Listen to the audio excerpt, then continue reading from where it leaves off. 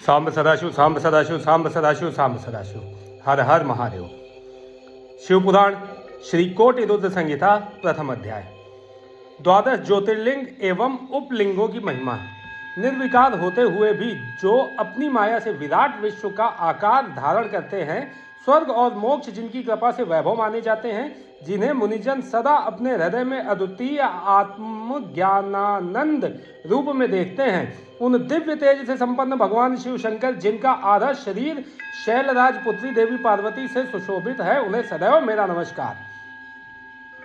जिसकी कृपा पूर्ण चितवन सुंदर है, जिनका मुख सदैव मंद मुस्कान की छटा से मनोहर है, चंद्रमा की कलाएं जिनके स्वरूप को निर्मल उज्जवल करती हैं, जो त्रितापों आदि भौतिक, आधिदैविक तथा आध्यात्मिक को शांत करते हैं, जिनका स्वरूप सच्चिन्मय एवं परमानंद रूप से प्रकाशित होता है, जो सदा गिरिजा नंदिनी पार्वती के साथ विराजते हैं, वे शिव नामक तेज पुंज सबका मंगल करें।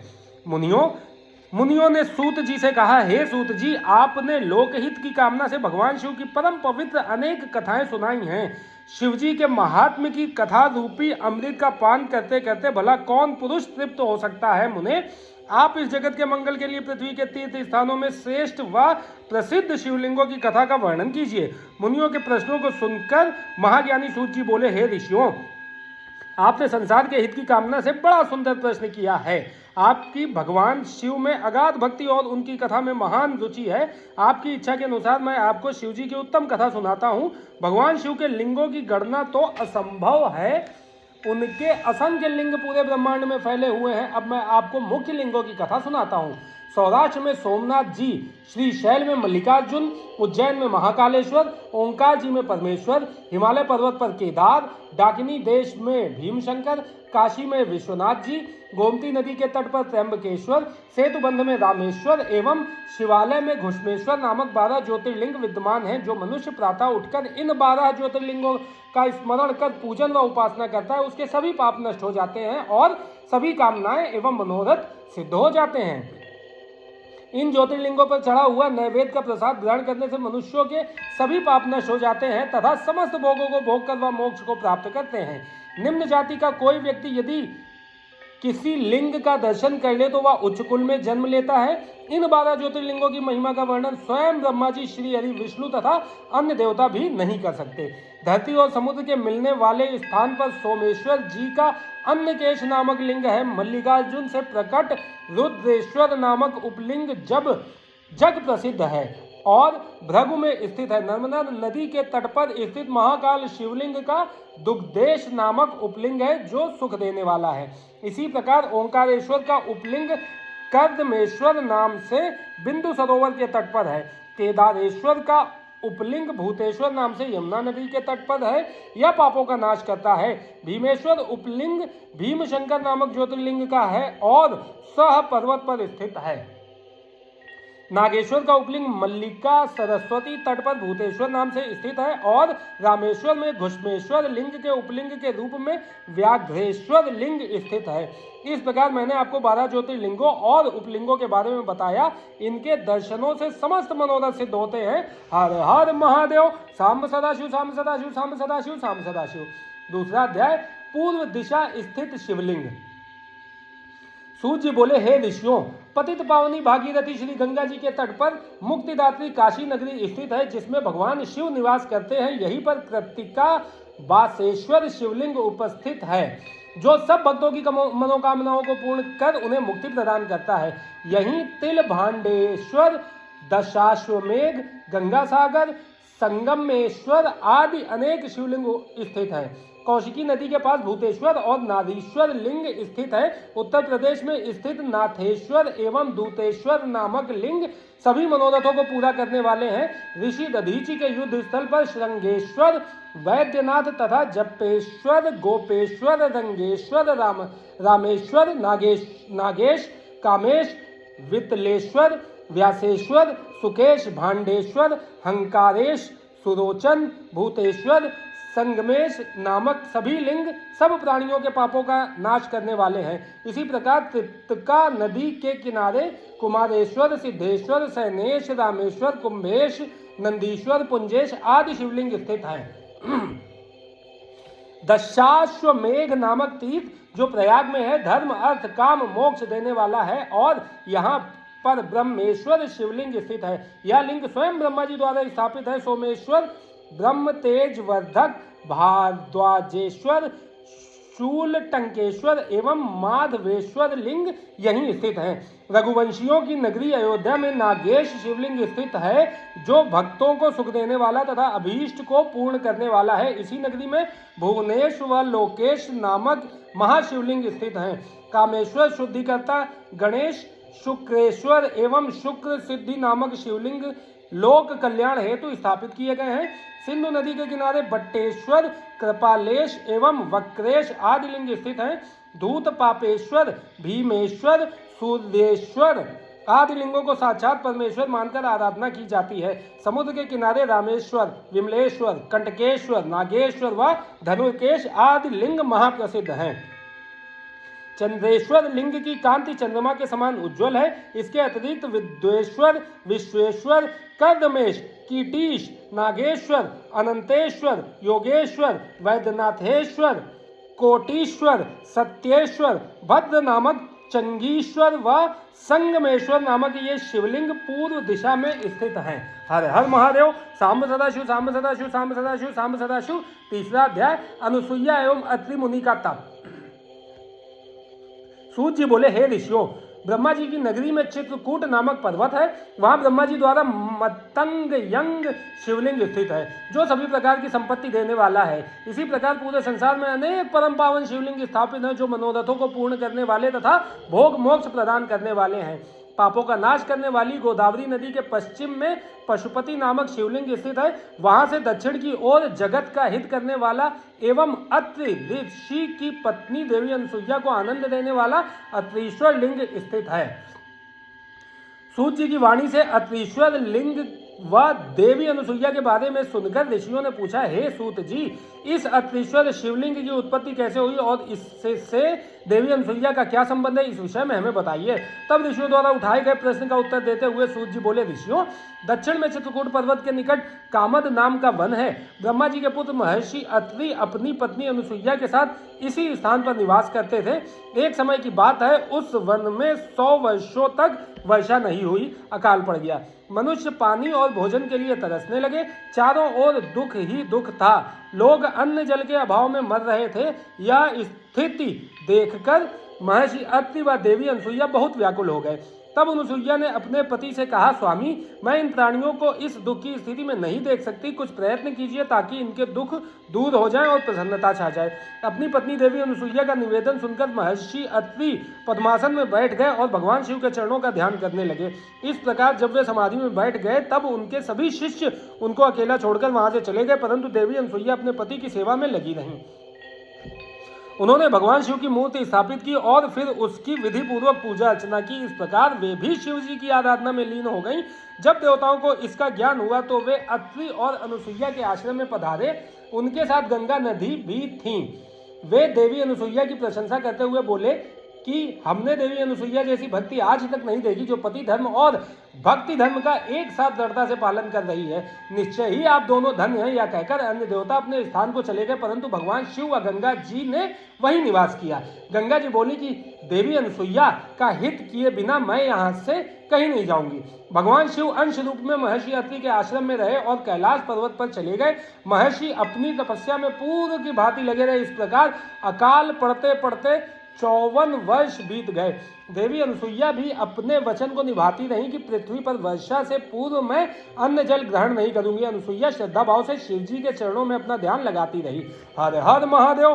सांब सदाशिव, सांब सदाशिव, सांब सदाशिव, सांब सदाशिव। चौथा अध्याय, अत्रीश्वर की महिमा वर्णन। सूत जी बोले, हे ऋषियों, तपस्या करते हुए महर्षि अत्रि को बहुत समय बीत गया था। एक दिन मुनि ने समाधि से जाकर अनुसुईया से कहा, देवी, मुझे बड़ी जोर की प्यास लगी है। आप कहीं से जल लाकर मेरी प्यास शांत करो। अपने पति की आज्ञा का पालन करते हुए अनुसुईया ने हाथ में कमंडल लिया और पानी लाने के लिए चल दी। साध्वी अनुसुईया पानी की तलाश में इधर उधर घूम रही थी। यह देखकर स्वयं गंगा जी देवी अनुसुईया के सामने आकर बोली, देवी, आप इस समय कहाँ जा रही हैं?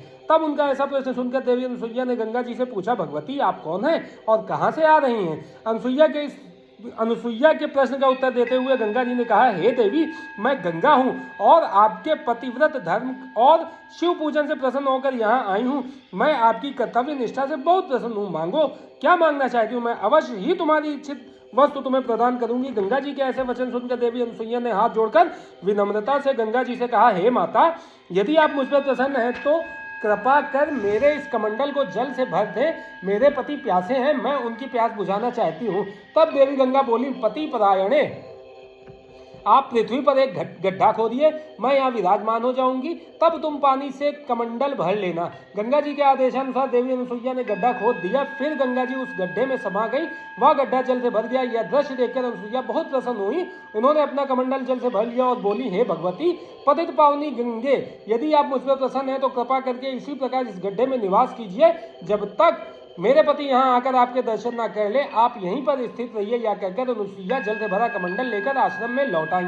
वहां आकर उन्होंने अपने पति अत्रि को जल पिलाया। उस मधुर शीतल जल को पीकर महर्षि अत्रि तृप्त हो गए। जब उन्होंने अपने आसपास देखा तो उन्हें सूखे फल फूलहीन वृक्ष देखकर ज्ञात हो गया कि अभी तक वर्षा नहीं हुई। तब उन्होंने आश्चर्यपूर्वक अपनी पत्नी से पूछा, देवी, जब अब तक वर्षा नहीं हुई तो यह शीतल जल कहाँ से आया? अपने पति के वचन सुनकर अनुसुईया ने अपने पति से कहा, हमारी शिव आराधना व आपकी तपस्या से प्रसन्न होकर स्वयं गंगा जी यहाँ पधारी हैं और हमारे आश्रम की शोभा बढ़ा रही हैं। यह बताकर अनुसुईया अपने पति को साथ लेकर गंगा जी के पास गई। वहां महर्षि अत्रि ने सपत्नीक श्री गंगा जी की स्तुति आरंभ कर दिया। तत्पश्चात गंगा स्नान करके संध्या वंदन किया। तब गंगा जी ने दोनों पति पत्नी से वहां से जाने की आज्ञा मांगी। तब महर्षि अत्रि बोले, हे पतित पावनी गंगा, यदि आप हम पर प्रसन्न हैं तो कृपा कर सदा के लिए इसी तपोवन में निवास करें। माते, यहाँ विराज कर हमें कृतार्थ करें। अनुसुईया और महर्षि अत्रि की प्रार्थना सुनकर श्री गंगा जी ने कहा, अनुसुईये, यदि तुम 1 वर्ष तक की शिव पूजा और पति सेवा का फल मुझे दे दो तो मैं देवताओं और ऋषि मुनियों के हित के लिए यहाँ निवास करूंगी। तब जगत के कल्याण के लिए देवी अनुसुईया ने 1 वर्ष की तपस्या का पुण्य गंगा जी को अर्पित कर दिया। यह देखकर त्रिलोकीनाथ भगवान शिव तुरंत उस पार्थिव लिंग से प्रकट हो गए। शिव जी के साक्षात दर्शन पाकर पति पत्नी बहुत प्रसन्न हुए और हाथ जोड़कर शिव जी की स्तुति करने लगे। यह देखकर शिव जी बोले, साध्वी अनुसुईये, मैं आपके लोकहित के इस कर्म से बहुत प्रसन्न हूँ। मांगो, क्या वर मांगना चाहती हूँ? मैं तुम्हारी हर इच्छा अवश्य पूरी करूंगा। तब पति पत्नी ने भगवान शिव के दर्शन किए एवं उनका विधि विधान से पूजन किया। भगवान शिव के बार बार पूछने पर अनुसुईया एवं महर्षि अत्रि बोले, हे कृपा निधान देवादिदेव भगवान शिव, यदि आप हम पर प्रसन्न हैं तो आप देवी पार्वती सहित यहीं निवास करें ताकि यहाँ वर्षा हो, अन्न उत्पन्न हो और सभी प्राणियों का कल्याण हो। तब उनकी बात सुनकर भगवान शिव बोले, हे अनुसुईये व मुनि अत्रि, जैसा आप चाहते हैं वैसा ही होगा। यह कहकर भगवान शिव पार्थिव लिंग में समा गए और अत्रीश्वर नाम से प्रसिद्ध हुए। पतित पावनी श्री गंगा जी भी मंदाकिनी नाम से विख्यात होकर उस कुंड में सदा के लिए स्थापित हो गई। फिर महर्षि अत्रि का वह आश्रम पुनः पहले की भांति हरा भरा हो गया। हर हर महादेव। सांब सदाशिव, सांब सदाशिव, सांब सदाशिव, सांब सदाशिव। 5वां अध्याय, नंदकेश की महिमा वर्णन। सूत जी बोले, हे ऋषियों, कालंजर नामक पर्वत पर श्री नीलकंठेश्वर शिवलिंग स्थित है। यह भक्तों के लिए कल्याणकारी है। वहीं पर एक सुंदर कुंड है। जो मनुष्य उस कुंड में स्नान करता है उसके सभी पाप नष्ट हो जाते हैं और उसे मुक्ति मिल जाती है। रेवा नदी के किनारे असंख्य लिंग हैं जो अमोघ फल देने वाले हैं। इनकी महिमा अनंत है। मैं आपको भगवान शिव के लिंगों की महिमा के बारे में बताता हूँ। आर्तेश्वर नामक ज्योतिर्लिंग पापों का नाश करने वाला है। यहीं पर परमेश्वर व सिद्धेश्वर नामक लिंग भी है। रेवा नदी के किनारे रामेश्वर, कुमारेश्वर, पुंडरीश्वर, मंडलेश्वर एवं तीक्ष्णेश्वर नामक शिवलिंग है। इनके दर्शनों से भक्तों के सभी पापों का नाश हो जाता है। नर्मदा नदी के किनारे स्थित धुंधुरेश्वर, शालेश्वर, कुंभेश्वर, सोमेश्वर, नीलकंठेश्वर, मंगलेश्वर व नंदिकेश्वर नामक शिवलिंग सभी कामनाओं को पूरा करने वाले तथा मुक्ति प्रदान करने वाले हैं। ऋषियों ने कहा, हे सूत जी, अब आप हम पर कृपा करके हमें नंदकेश्वर लिंग की महिमा के बारे में बताइए। ऋषियों का अनुरोध मानकर सूत जी ने नंदकेश लिंग की महिमा के विषय में बताना शुरू किया। वे बोले, रेवा नदी के किनारे कर्णी नामक नगरी है। उस नगरी में एक ब्राह्मण अपनी पत्नी और 2 पुत्रों के साथ रहते थे। जब वे वृद्ध हो गए तब ब्राह्मण अपने परिवार को वहीं छोड़कर स्वयं शिवनगरी काशी चले गए। कुछ समय पश्चात वहां पर उनकी मृत्यु हो गई।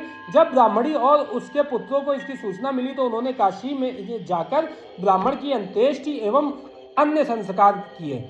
तत्पश्चात वे वापस घर लौट आए। कुछ समय बाद ब्राह्मणी का भी अंत समय निकट आ गया। वह बीमार रहने लगी। तब उसने अपने पितरों को बुलाकर उन्हें अपनी अंतिम इच्छा बताई। ब्राह्मणी बोली, पुत्रों, मेरी मृत्यु के पश्चात मेरी अस्थियों को गंगा जी में प्रवाहित करना, तब मेरा पिंडदान एवं श्राद्ध काशी में ही करना। पुत्रों ने उनकी इच्छा पूरी करने का वचन दिया। जैसे ही बड़ा पुत्र सुवाद माता के लिए पानी लेने गया, उसने प्राण त्याग दिए। अपनी माता की आखिरी इच्छा पूर्ण करने हेतु सुवाद ने उसकी अस्थियों को काशी ले जाने का निश्चय किया। उसे 20 योजन का मार्ग तय करना था। रास्ते में ही रात घिर आई।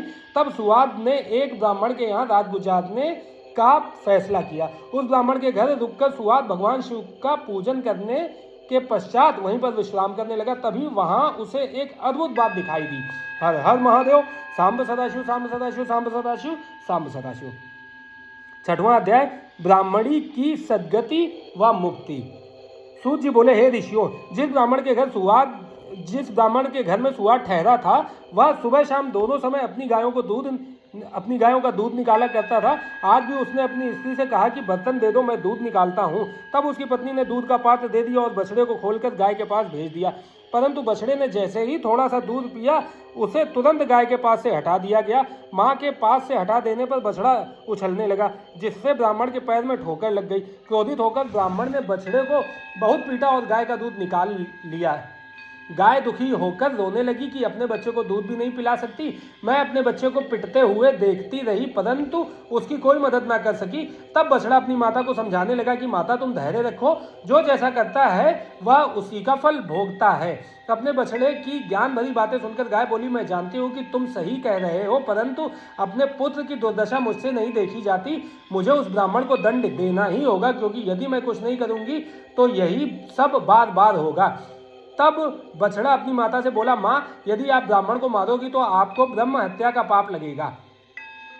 अपने पुत्र की ऐसी बातें सुनकर गाय ने कहा, पुत्र, तुम ठीक कह रहे हो, परंतु गाय को सताने का दंड ब्राह्मण को अवश्य मिलना चाहिए। बाकी रही ब्रह्म हत्या, उसके पाप को मिटाने का उपाय मैं जानती हूँ। यह कहकर गाय चुप हो गई। गाय और बछड़े की ये बातें सुवाद ने सुन ली थी। यह सब सुनकर उसने सोचा कि मैं अपनी माँ की अस्थियां लेकर काशी जा रहा हूँ, परंतु मैं यह भी देखना चाहता हूँ कि गाय ब्रह्म हत्या के पाप से कैसे मुक्त होती है और अपना बदला कैसे लेती है। प्रातः काल होने पर सुवाद वहाँ का दृश्य देखने लगा। उस दिन ब्राह्मण ने अपने पुत्र से दूध निकालने के लिए कहा। उसके पुत्र ने भी गाय के बछड़े को पीटना शुरू कर दिया, जिससे गाय को क्रोध आ गया और उसने अपनी सींगों का प्रहार लड़के की बगल में कर दिया। यह देखकर ब्राह्मण ब्राह्मणी दोनों दौड़ते हुए अपने पुत्र के पास आए, परंतु कुछ ही देर में उनके पुत्र के प्राण पखेरु उड़ गए। तब हाहाकार मच गया, सब रोने लगे। ब्राह्मण ने पीट पीट कर गाय और उसके बछड़े को घर से निकाल दिया। ब्रह्म हत्या की दोषी उस गाय का रंग सफेद से काला पड़ गया। जैसे ही गाय और बछड़ा घर से निकले, वह पथिक सुवाद भी उनके पीछे पीछे चल पड़ा। वह देखना चाहता था कि गाय क्या करती है और कहाँ जाती है। चलते चलते वे नर्मदा नदी के किनारे पहुंचे, जहां पर पहले से ही नंदिकेश्वर महादेव विराजमान थे। गाय ने नर्मदा नदी में 3 गोते लगाए और उसका काला रंग पुनः सफेद हो गया। यह देखकर सुवाद को बड़ा आश्चर्य हुआ। गाय वहां से निकलकर कहीं अन्यत्र चली गई। तब नर्मदा को प्रणाम कर ब्राह्मणी पुत्र सुवाद ने भी नदी में स्नान किया। फिर नंदिकेश्वर का विधि पूर्वक पूजन करने के पश्चात वह काशी को चल पड़ा। रास्ते में सुवाद को एक युवती दिखाई दी, जिसने सुंदर वस्त्र एवं अलंकार धारण किए हुए थे। उसने सुवाद से पूछा, ब्राह्मण देवता, आप इस प्रकार प्रसन्न होकर कहाँ से आ रहे हैं और कहाँ जा रहे हैं? तब सुवाद ने उस युवती को सारी बातें बता दी और कहा कि मैं अपनी माता की आज्ञा को पूर्ण करने हेतु उनकी अस्थियां काशी में ले जा रहा हूँ। तब यह सुनकर वह युवती बोली, ब्राह्मण, तुम बहुत भोले भाले हो। यह तीर्थ अत्यंत पवित्र है। प्रतिवर्ष वैशाख शुक्ल पक्ष की सप्तमी के दिन नर्मदा की पवित्र धारा में स्वयं गंगा जी आती हैं। आज वही शुभ दिन है, इसलिए तुम अपनी माता की अस्थियों को यहीं प्रवाहित कर दो। यह कहकर वह युवती अंतर्ध्यान हो गई। सुवाद पुनः नर्मदा नदी की ओर लौट आया और उसकी पवित्र धारा में सुवाद ने अपनी माता की अस्थियां प्रवाहित कर दी। तभी उसे एक दिव्य दृश्य दिखाई दिया। उसकी माता दिव्य देह धारण किए शिव लोक को जा रही थी और उसे आशीर्वचन देते हुए कह रही थी कि तुम धन्य हो, तुमने अपनी माता को सद्गति प्रदान कर दी। है। पुत्र को आशीर्वाद देते हुए वह ब्राह्मणी शिवलोक को चली गई। हर हर महादेव। सांब सदाशिव सांब सदाशिव सांब सदाशिव सांब सदाशिव। 7वां अध्याय नंदिकेश्वर लिंग की स्थापना।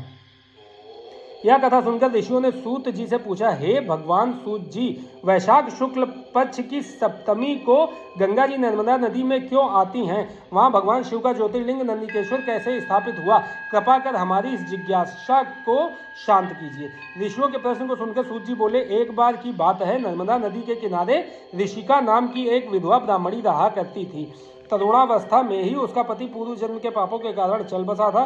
तभी से ऋषिका भगवान शिव के चरणों का ध्यान करने लगी थी तथा उसने अपना सारा जीवन शिव जी के पूजन, ध्यान में और व्रत में लगा दिया था। उसने एक पार्थिव लिंग स्थापित किया और महादेव जी की कठोर तपस्या करनी आरंभ कर दी। एक दिन एक बलवान व मायावी राक्षस घूमता हुआ उस स्थान पर आ गया और बाल विधवा तपस्विनी को देखकर उस पर मोहित हो गया, परंतु वह ब्राह्मणी अपनी आराधना में लगी हुई थी। तब वह उसे डरा धमकाकर पाने की कोशिश करने लगा। तब ऋषिका डर कर शिवजी की मूर्ति से चिपककर रोने लगी और शिवजी से रक्षा करने हेतु प्रार्थना करने लगी। भक्त वत्सल भगवान शिव तुरंत अपने भक्त की रक्षा के लिए उस ज्योतिर्लिंग से प्रकट हुए और उस पापी राक्षस को भस्म कर दिया। फिर उस ब्राह्मणी से बोले, ब्राह्मणी, मैं तुम्हारी तपस्या से बहुत प्रसन्न हूँ, वर मांगो। अपने आराध्य त्रिलोकीनाथ भगवान शिव को इस प्रकार अपने सामने पाकर वह दीन ब्राह्मणी शिवजी की स्तुति करने लगी और बोली, हे जगत का कल्याण करने वाले, भक्तों के दुखों का नाश करने वाले देवादिदेव भगवान शिव, आपने आज मेरे पतिव्रत धर्म की रक्षा करके मुझ पर बहुत बड़ा उपकार किया है। यदि आप मुझे कुछ देना चाहते हैं तो मेरी एक अभिलाषा को पूरा कर दीजिए। आप सदा मेरे द्वारा स्थापित इस पार्थिव मूर्ति में निवास करें। ऋषिका के वचनों को सुनकर शिवजी प्रसन्नतापूर्वक उस लिंग में समा गए। उस समय आकाश से फूलों की वर्षा होने लगी। सारे देवता शिवजी की प्रशंसा करते हुए वहां आ गए। उसी समय पतित पावनी श्री गंगा जी भी वहां आईं और उस ब्राह्मणी से बोली, कल्याणी, जहाँ भगवान शिव का निवास होता है वहाँ मेरा आगमन अवश्य होता है, इसलिए वैशाख में शुक्ल पक्ष की सप्तमी तिथि को मेरा यहाँ आगमन होगा। ऋषियों, उसी दिन से उस पार्थिव लिंग का नाम नंदिकेश्वर हुआ और उसमें भगवान शिव का वास हुआ और गंगा जी भी प्रत्येक वैशाख शुक्ल पक्ष सप्तमी को वहाँ आने लगी। यह दिव्य तीर्थ पापों का निवारण करने वाला है। इस पवित्र कुंड में स्नान करने से सभी पाप नष्ट हो जाते हैं और मनुष्य को शिवपद की प्राप्ति होती है। हर हर महादेव। सांब सदाशिव सांब सदाशिव सांब सदाशिव सांब सदाशिव। 8वां अध्याय महाबली शिव महात्मा।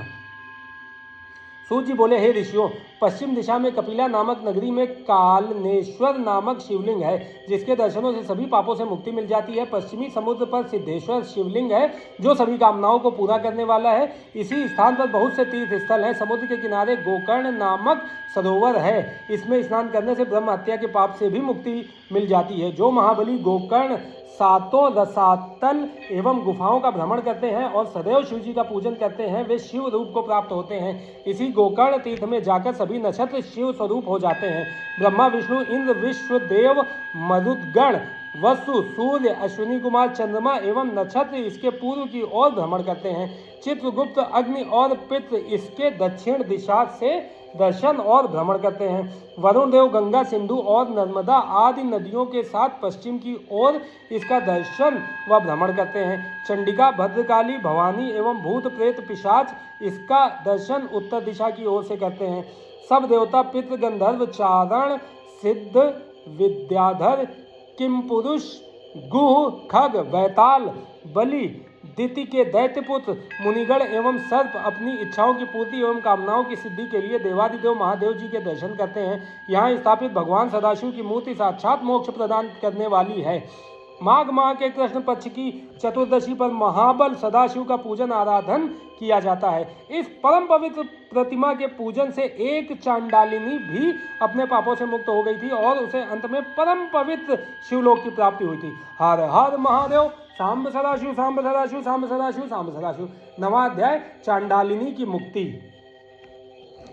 सूत जी बोले, हे ऋषियों, अब मैं आपको उस चांडालिनी की कथा सुनाता हूँ। वह चांडालिनी पूर्व जन्म में एक ब्राह्मण कन्या थी। विवाह योग्य होने पर उसके पिता ने उसका विवाह एक ब्राह्मण युवक से कर दिया। विवाह होने के पश्चात वह भोग विलास में डूब गई। विलास के कारण उसका पति बीमार होकर मृत्यु को प्राप्त हो गया, परंतु उसकी भोग की लालसा पूर्वव्रत ही रही। अब तो वह स्वतंत्र थी, अपनी इच्छाओं को पूरा करने हेतु वह वैश्या बन गई। तब उसके परिवार वालों ने उसे घर से निकाल दिया और उसे जंगल में छोड़ दिया। वहां जंगल में भटकते हुए एक दिन वह एक शूद्र के घर जा पहुंची। इस प्रकार एक युवती को सामने पाकर वह शूद्र उसे पाने की इच्छा करने लगा। तब वह उसके साथ ही वहीं रहने लगी। उस शूद्र के साथ रहते हुए उसने मांस, मदिरा तथा अभक्ष्य वस्तुएं खानी शुरू कर दी।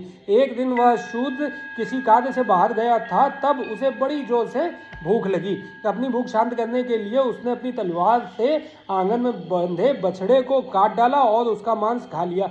इस प्रकार उसने अपने जीवन में सब प्रकार के पाप किए तथा मृत्यु काल आने पर मृत्यु को प्राप्त हुई।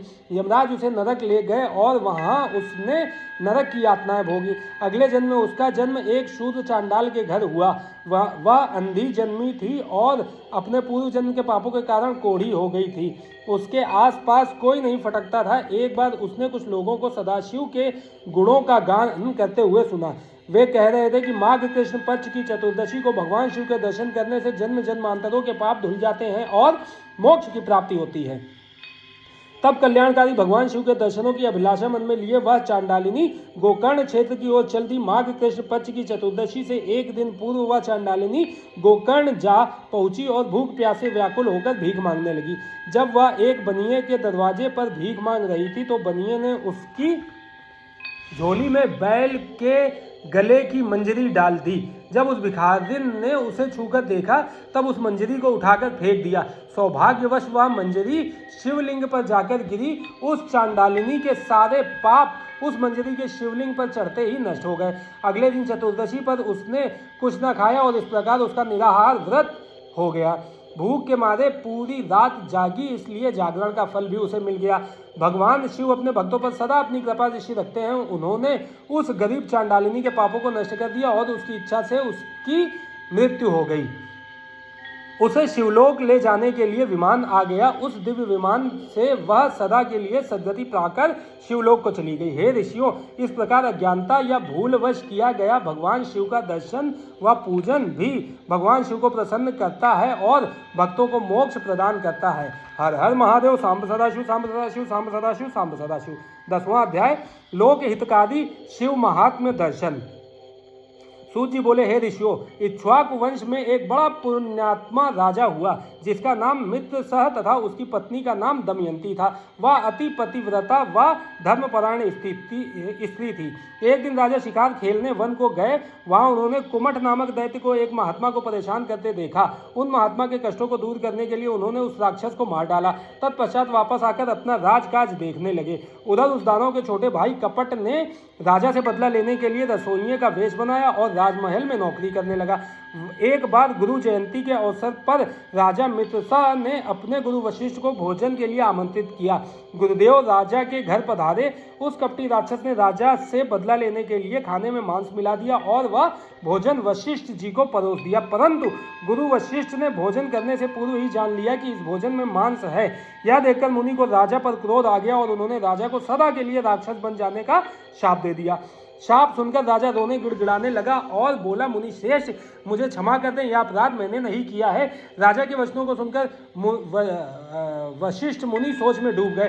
तब उन्होंने अपनी दिव्य दृष्टि से जान लिया कि यह अपराध रसोइये का है, जो कि वास्तव में एक राक्षस है। तब वे राजा से बोले, राजन, तुम्हारा रसोइया एक कपटी राक्षस है। उसी ने जानबूझकर भोजन में मांस परोसा है। मैं अपना शाप वापस तो नहीं ले सकता, परंतु इसका असर कम कर सकता हूँ। तू 12 वर्षों तक राक्षस रहेगा। यह कहकर मुनि वशिष्ठ वहां से चले गए। उस शाप के कारण राजा राक्षस बन गया और वनों में भटकने लगा। वह जीवों को मारकर खाता था। एक दिन वह भूखा भटक रहा था, तभी उसने एक आश्रम में किशोर अवस्था में एक युवक को मुनि रूप में तपस्या करते देखा और उसे खाने के लिए दौड़ा। मुनि की पत्नी ने देख लिया कि वह राक्षस उसके पति को खाना चाहता है। उस ऋषि पत्नी ने राक्षस से प्रार्थना की कि मेरे पति को छोड़ दे, परंतु उसने मुनि को अपना आहार बना ही लिया। मुनि पत्नी शोक में डूब गई और उस राक्षस को शाप देते हुए बोली, अरे दुष्ट राक्षस, तूने मेरे पति को मार डाला। मैं तुझे शाप देती हूँ कि जब तू किसी स्त्री पर मोहित होकर उसके साथ विहार करेगा, उसी समय तेरी मृत्यु हो जाएगी। इस प्रकार राक्षस को शाप देकर वह सती हो गई। 12 वर्ष बीत जाने पर राजा को अपना शरीर वापस मिल गया। उसने जाकर अपनी रानी को शाप के बारे में बताया। यह जानकर रानी राजा को अपने पास नहीं आने देती थी, परंतु उन दोनों की संतान न होने के कारण दोनों बहुत दुखी थे। एक दिन दुखी राजा वन में चला गया, परंतु ब्रह्म हत्या के पाप ने उसका पीछा नहीं छोड़ा। तब राजा व्याकुल होकर गौतम ऋषि की शरण में गया। राजा ने उन्हें सारा वृत्तांत सुना दिया। तब गौतम ऋषि बोले, हे राजन, पश्चिम दिशा में जाओ, वहां गोकर्ण नामक तीर्थ है, जहां महाबल नामक ज्योतिर्लिंग है। उस कुंड में स्नान करके देवादिदेव महादेव जी का पूजन अर्चन करने से सभी पाप नष्ट हो जाते हैं, इसलिए तुम वहां जाकर शिव जी की आराधना करो, तभी तुम्हें ब्रह्म हत्या के पाप से मुक्ति मिलेगी। गौतम ऋषि के वचन सुनकर राजा प्रसन्न हुआ और उनसे आज्ञा लेकर गोकर्ण तीर्थ को चला गया। वहां उसने कुंड में स्नान करके भगवान शिव का पूजन और आराधना आरंभ कर दी, जिसके फलस्वरूप राजा को ब्रह्म हत्या के पाप से मुक्ति मिल गई। हर हर महादेव। सांब सदाशिव, सांब सदाशिव, सांब सदाशिव, सांब सदाशिव।